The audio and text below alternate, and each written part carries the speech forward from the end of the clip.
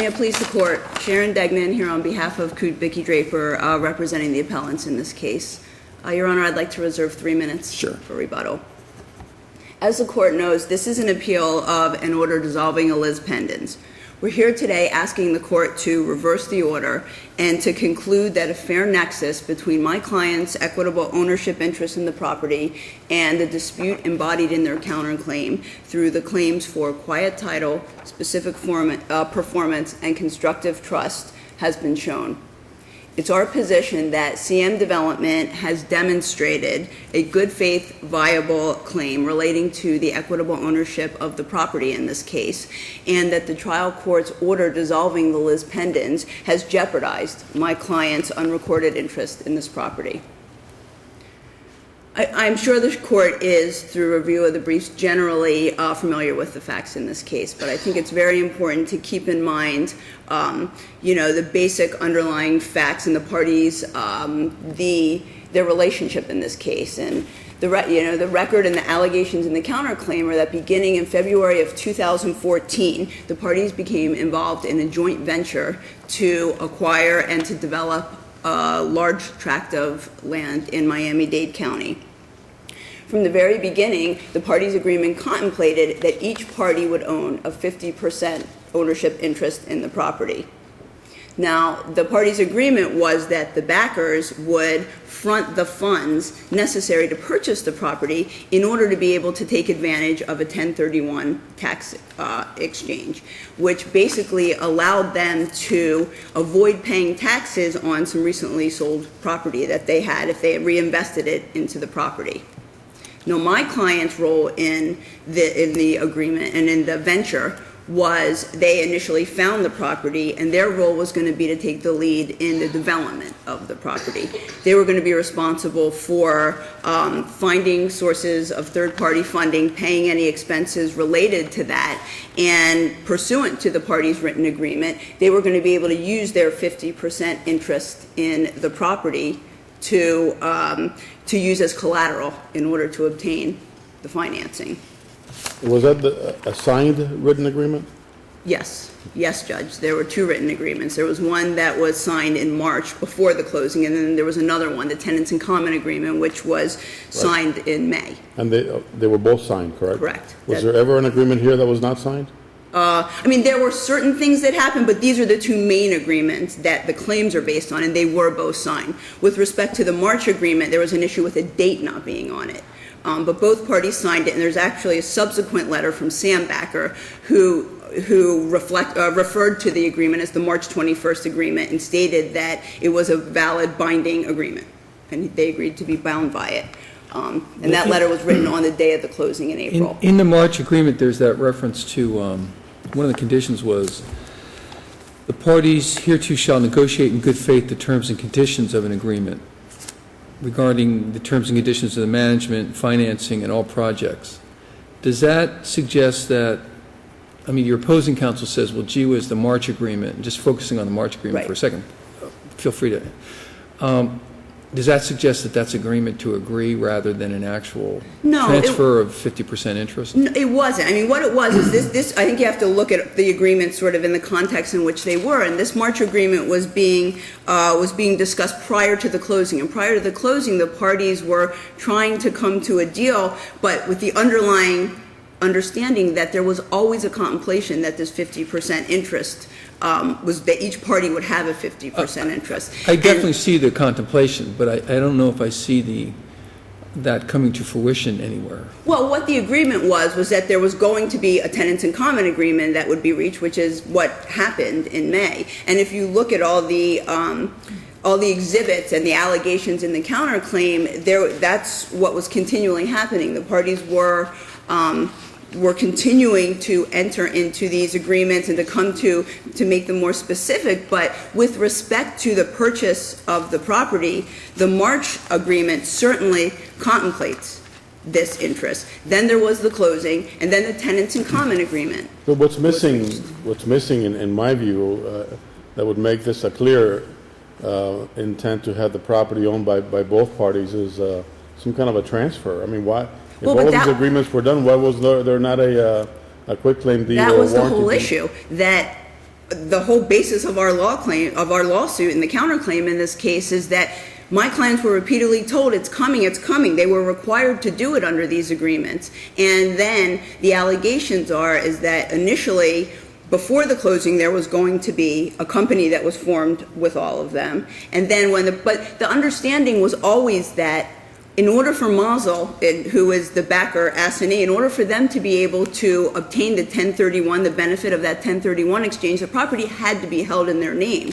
But the understanding was always that there was going to be a 50% ownership between the two. And that's really the key here, is that property was always going to be taken so that the 1031 tax exchange could be recognized. Well, for example, the tenants in common Yes. agreement, which Yes. is a curious thing. I mean, it says, hey, as we sign this agreement, there will also be a transfer of title. Yeah. In other words, legal title. There will be a deed which gives us 50%. Then attached to the complaint, the next letter is from the Diaz Race law firm. It says, hey, you guys instructed us not to do that. The letter. And I mean, now, was that attached to the complaint? I mean, are we allowed to consider the June 2nd letter? Yes, absolutely. Okay. But that seems to suggest, hey, you all, including CM, the CHOP, Maluda group, instructed us, don't issue the deed. Well, the way the tenants in common agreement says, and I guess what you're indicating is because we do not want the transfer of ownership because that will cut off the ability to get the tax savings. But if you read everything in context, what the allegations are in the lawsuit is that my clients were repeatedly told, we're going to be doing this, and it just kept not happening. Then initially, at the time the tenants in common agreement was entered into, it was going to be done. The deed was drawn up, and there was going to be a $100,000 surcharge, a tax that was going to have to be paid. And the allegations are that Yehuda Backer just didn't want to pay that and said, come up with another way to do this. And that's how this tenants in common agreement came, because there's also some emails that are attached as exhibits to the counterclaim where... But even after the tenant in common agreement was entered into, it seemed to be subsequent to that, the parties agreed don't transfer the property as envisioned in the tenants in common agreement because it will trigger a federal tax consequence. But that's not accurate, Judge. I would disagree with that, because what the June 2nd letter said was that you initially told us to do it in the name of the Mazel group and have it in the name of the Mazel group, but your real intent has always been to do it in the name of CM Development and Mazel. So therefore, we will do that for you, because that's what your intent has always been, and that's what... And then, of course, that letter was never signed. It was never signed, but it's clear, but it was... First you told us not to do it pursuant to the tenants in common agreement. Now you're telling us to go ahead and do it as planned by the tenants in common agreement. But, of course, that letter itself is never signed. But again, Judge, the issue... I mean, it's signed by the lawyer, but it's not signed by the parties. Right, but the issue is whether or not there is a valid and enforceable obligation for them to transfer this property through these two agreements, through the March 21st agreement, where it specifically says that they will do that. You've sued for, if I remember right, specific performance, constructive trust.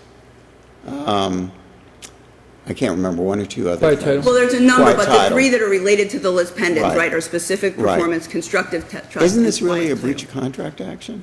No, More it's than a not. specific performance? It's Why in not? addition, there are claims for breach of Yeah, contract. but isn't this a breach of contract and not a specific performance? Because the remedy that my clients are seeking is to have their 50% interest recognized. They're not asking for money damages in those three claims. In those three claims, what they're asking for is to have their 50% ownership interest recognized, which is what makes this appropriate for Lis Pendens. Where is your equitable, legal or equitable ownership? Where's your equitable ownership based on these things? Well, it's based on these agreements. It's based on the whole underlying joint venture in this case was based on a promise by the backer group that they would take title to the property with the understanding that my client would have their 50% And isn't that a breach interest. of contract? That's what a constructive trust claim is. Isn't and that a that's- contract? But you paid no money, correct?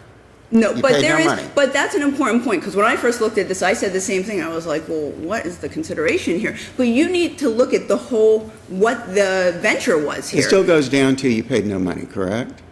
We paid no You paid money, no but money, correct? Am I correct on that? There was money not for the property. No, there was no money paid for the Well, property. answer your own question. What was the consideration? What was Well, it? I will, Judge, because I thought about it too. But what the consideration was this: this was an investment where the backers, it was a good investment for them because they got the benefit of this 1021 exchange, right? They purchased the property. My clients were responsible for the development.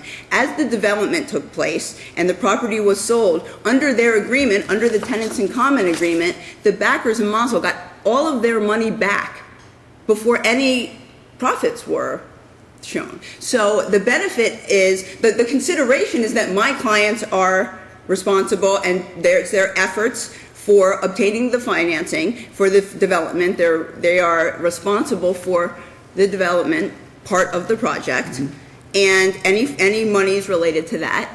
And then they don't get any profits until Mazel gets all their money back. So Mazel is getting all their money back. They're getting the benefit of the 1031 exchange, and they're going to be a 50% partner in the project. So it's not like they have nothing, like why would they do this? I mean, this is a good investment for them. It's a great investment. Right. So, but that's the whole point here. When you look at this case, this was an agreement. My clients found the property. They went through this from the very beginning. This concept of them owning it this was contemplated from the very beginning, and it's shown through these agreements. And because of that, we believe that the claims that we've alleged, the 3 equitable claims, support a Lis Pendens, and that creates the fair nexus. And by dissolving the Lis Pendens in this case, their claims, their rights to that property are being jeopardized. So is it fair to say that your client's consideration is performance of some act and future investment by way of paying for the development? It's not just future, but yes, it's their act. Well, It was their past. that was my next question. What consideration changed hands at the time of the agreement or prior to the agreement? Well, the understanding was that my clients found the property. They did all the effort related to the initial due diligence of the property. They brought the property there. And then the parties, through this joint venture, this is how they decided to break it up. And that is consideration. I mean, the case law is very clear. That it doesn't have to necessarily be money. And you may not think it's the greatest agreement, but the issue is it an enforceable agreement? And our position is that it certainly was, and that my clients, based on those claims, had a right to, and have a right to, have a Lis Pendens. Thank you very much. Yeah, so we took you way over, but we'll let you have the 3 minutes. Thank you. Morning. Good morning. Sports injury yesterday. You'll excuse my limping. Susan Trench for the appellees here. Everyone is quite right that in order for them to have had these claims of specific performance, equitable, a suit to quiet title, or constructive trust, there had to be a valid obligation on the face of this complaint and the attached documents to transfer the property. And there simply was not. I was going to start with the statute of limitations argument, first of all, which was not referenced, but clearly on their specific performance claim, which all their equitable claims hinge on, they're time barred. They did not bring the action within the year of the tenants in common agreement that said simultaneous with this agreement, even if that agreement did require the transfer of property. They did not bring that in a timely fashion. No, they were told, they argued that, look, but your client's equitable will be stopped. Yes. Because your client took certain steps, signed certain things, suggesting, hey, don't worry, we're going to get this done. And let me address that. Because they don't allege we took any steps other than signing these 2 agreements, if you read the complaint.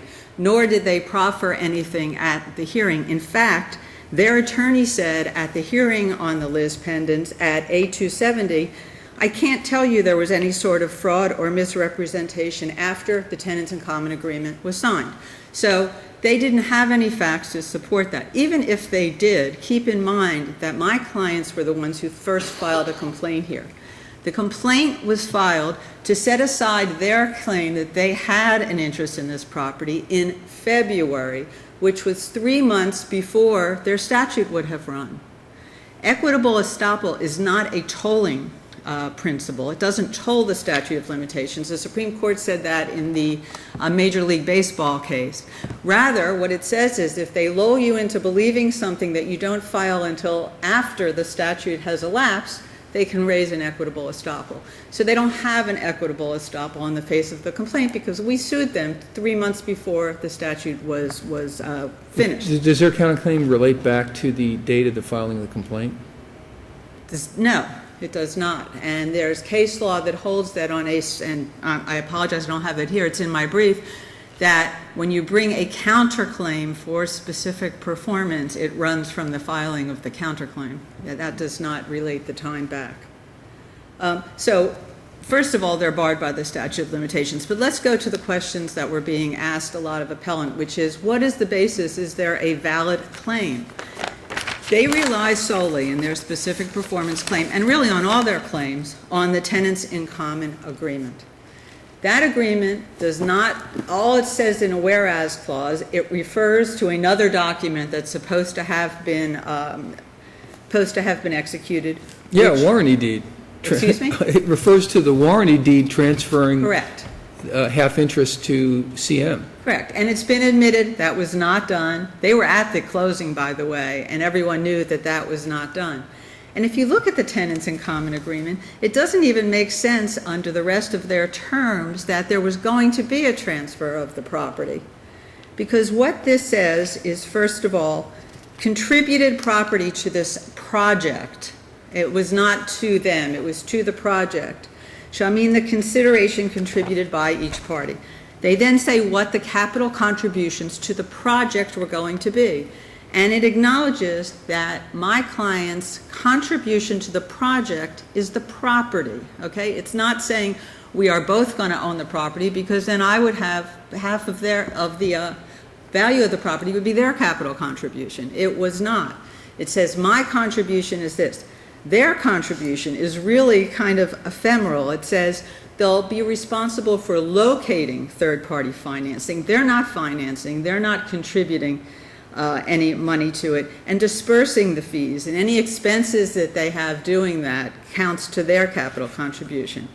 And it doesn't say, the tenants in common doesn't say that they get 50% of the property that can be used as collateral. All it says is that only 50% of the property can be used as collateral for financing.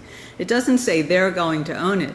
And if you look at Exhibit A to the tenants in Why would there common. be a provision saying only 50% of the property can be used as collateral to get the financing? Excuse me? Why would there be a provision saying only 50% of the property can be used to obtain the financing? Possibly the Bachers, and I'm guessing here because And there's then I nothing- guess they also says only 50% can be used, and then CM is responsible to get the financing, right? CM's responsible to locate the financing, that's correct. And then it says only 50%. Possibly the Bachers did not want to have the total property serve as collateral for some reason or other. There's nothing in the record that says that. But this doesn't say CM is going to get 50% and their 50% is going to be used as collateral. Well, that's a pretty common limitation on the liability of the property owner who puts property in for an investment project. Sure. I mean, that's, They may not want their whole property Right. to be collateralized. That certainly doesn't confirm that 50% was going to go to them. If 50% was going to them, then 50% of that land would have been their capital contribution, and it was clearly not. So at best, the tenants in common agreement is ambiguous, and this was a specific performance claim, which has to be based on an agreement that clearly satisfies the statute of frauds and that is clear and definite in its terms. So the court was quite correct that on its face, they did not allege anything in this complaint that would fulfill a specific performance criteria to allow them to have a Lis Pendens. Well, I mean, the tenants in common agreement in the whereas clause says such that Mazel and CM each own a 50% undivided interest in the property. That doesn't seem ambiguous. It says simultaneous herewith we did that so as to give it, and we did not do that. True. That was not done. that makes it a breach of contract. I agree. If I mean, if there's no execution of that agreement Breach with of the contract, formalities actually. required of a deed, it makes it a breach of contract, right? We've never denied that they may have a breach of contract claim, but The only issue here is the Lis Pendens. yeah, whether there was a fair nexus with valid good faith claims that could support the Lis Pendens. This tenants in common agreement is not sufficient to do that. Even with that clause, I would say this is an ambiguous document. if anything. And the March agreement is the same. The March agreement says we're going to negotiate in the future our terms and conditions. This is an agreement in principle that's going to be enumerated in an operating agreement. And interestingly, that March agreement also says, give me 1 second because it's in handwriting, it's hard to read, so that backer shall provide the property and CHOP Malamud will provide for construction, whatever that means. So always it was our property. We were providing the property. There's nothing in that agreement either that would say, yes, we're giving you half. So that's also an ambiguous document and certainly not sufficient to support a specific performance claim. Looking at their other two, and so no meeting of the minds, we have no certainty. There is somewhat illusory consideration. It was said that they were supposed to be the developers or do the development. That's not even what the tenants in common agreement says. They're all managers of this project, so that's not even supported there. Their quiet title claim, clearly they have no legal title. They have no equitable title unless they could prove their specific performance claim. And since they can't, there is no equitable title in the property. And that's the Henry case and the Catcher case. Both say that your quiet title can't be based on an alleged agreement that does not satisfy the statute of frauds or the claims, the elements of specific performance. Their constructive trust claim. Curiously, in their counterclaim at A107, that claim is solely based on the allegation that appellees were required by the two agreements we've just addressed to transfer the property. Again, that's really a breach of contract claim. It's not a constructive trust claim. All the elements of a constructive trust were missing. There was no reliance by them. They paid nothing here of the $19.5 million that was paid. While they have a conclusory allegation that there was some kind of confidential relationship, if you look at the agreements that are attached, they were doing a business deal. And most of the agreements that would have supported them getting 50% were never signed by the Backers because they refused to sign those agreements. There is no unjust enrichment since they did not pay anything and did not do anything. Evidence of a constructive trust, even back in the old Quinn case, is required to be unequivocal and must show on its face here. I don't want to get into proof as opposed to on the face of this complaint. What they alleged was simply insufficient to create a trust.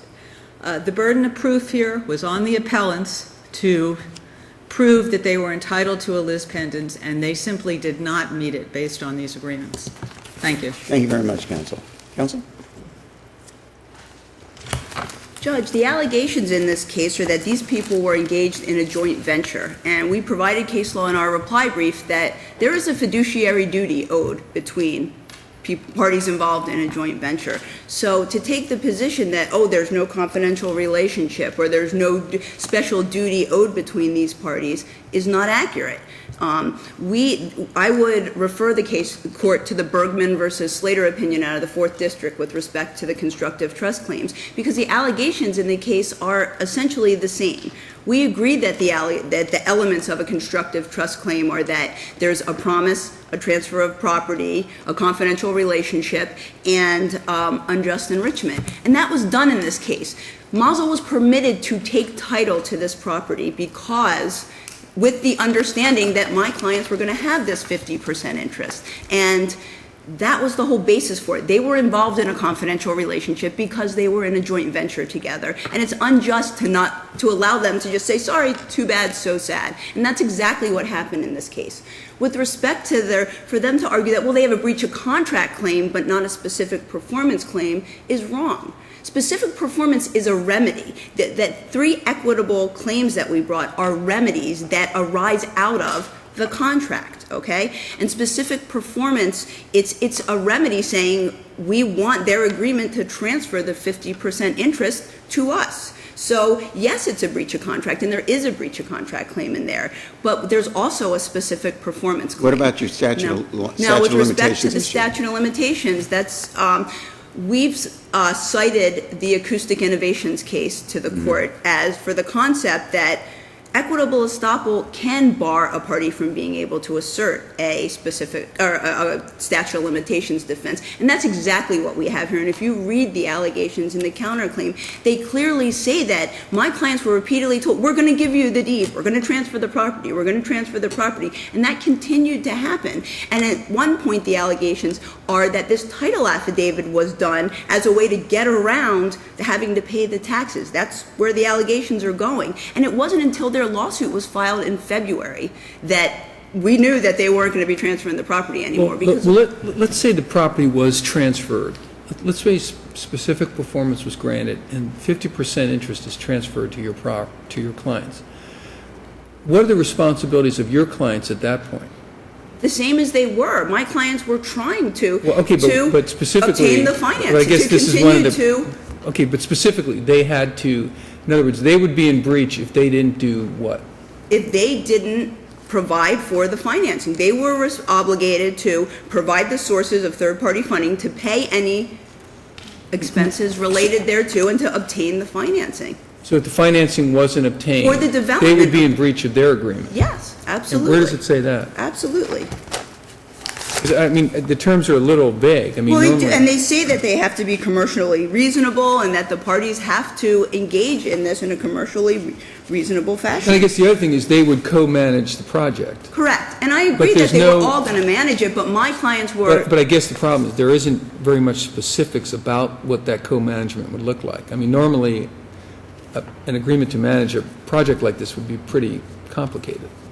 Well, and yes, but I and think. detailed. But I think the parties' obligations under it are specific enough so as to allow, I mean, they've admitted that there's a breach of contract claim. So in light of that, given the remedies that we saw, if there's a breach of contract claim, then my client should be able to bring these equitable claims for specific performance and for quiet title, and to say, well, we didn't have title. Well, do you mean any time that you have a breach of contract action, you also have a specific performance constructive trust cause of action also? Not a constructive trust claim, and maybe You not have a even a specific- specific performance, okay. but in this case, they certainly do. Well, you because would on a contract for sale and purchase. for- Right. You would on a contract for sale and purchase of property. Yes. But that's not what this was. No, that's not. So, I mean, at the end of the day, though, the equitable claims here do support the Lis Pendens. And I'd ask the court to look at the Bergman case with respect to the constructive trust. It's exactly the same. And with respect to argue there's no title, the case law is very clear. If you have equitable title, that's enough to support. But the Bergman doesn't really support your proposition. Bergman is a cash deal where Bergman put in money for the purchase of the property and put in money for the construction of the property and did all these things. But no, but that wasn't the, I mean, the basis was that, and if you look at the elements of constructive trust, what it is that they obtained title to the property with the understanding that they were going to give 50% in Bergman to Slater, and in our case, to my client. And that there has to be a confidential relationship. In our case, we argued there is, and that it's unjustly enriched. So to tell somebody you're going to do that, say, yes, we will take it so we can take advantage of this 1031 tax exchange, and then just cut them out of the deal, we believe we have a valid constructive trust claim, and that all of our equitable claims are valid and can support the Lis Pendens. Thank you very much, Counsel. Thank you, everybody. Thank you.